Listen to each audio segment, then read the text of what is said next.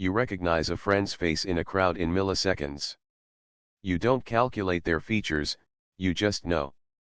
For decades, computers couldn't do this. They needed rigid rules.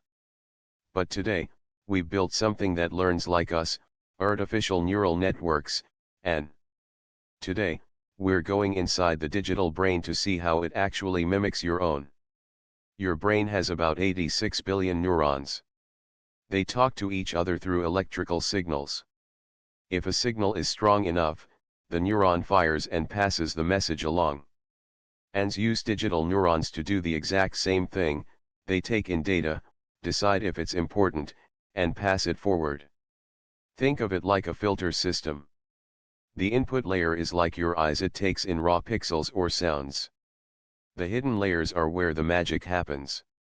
They identify patterns, edges, then shapes, then objects. The output layer gives the final answer, that's a cat or that's a dog. How does it get smart? Through backpropagation.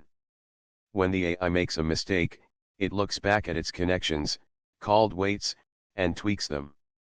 It's exactly like training a child to recognize fruit. The more examples it sees, the fewer mistakes it makes. This mimicry is why your phone recognizes your face and why cars are beginning to drive themselves. We haven't built a soul yet, but we've built a mirror of our own intelligence. The next time you use AI, remember, it's just a digital reflection of the way you think.